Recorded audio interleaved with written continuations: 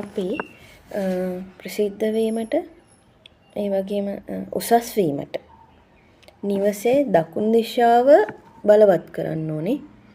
එතකොට ඒකට පොඩි දේවල් අපි කරන්න ඕනේ.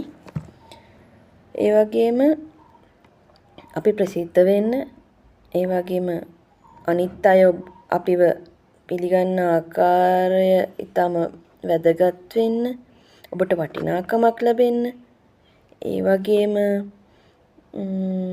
උසස් වීමක් ලබන්න, ඒ හැම දෙයකටම නිවසේ දකුණු දිශාව තමයි බලවත් කරන්න ඕනේ.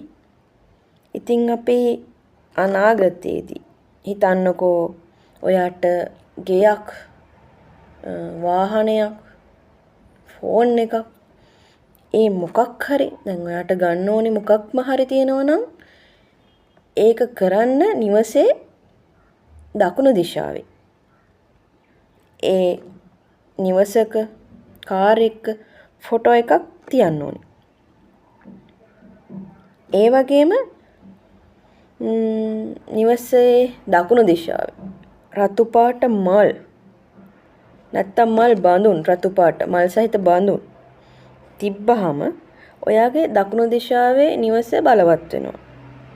එතකොට ඔබේ ප්‍රසිද්ධිය වැඩි වෙනවා.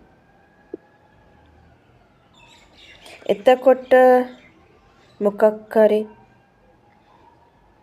තරු ස්ටාර්ස් තියෙන ඒ වගේ සංකේත නැත්තම් රූප, ඒ වගේ මොනවම හරි ස්ටාර්ස් තියෙන දෙයක් ගෙදර දකුණු දිශාවේ තිබ්බොත් ඔයාගේ විශිෂ්ට ගුණාංග පුවත් වෙනවා. කරලා බලන්න, කමෙන්ට් කරන්න.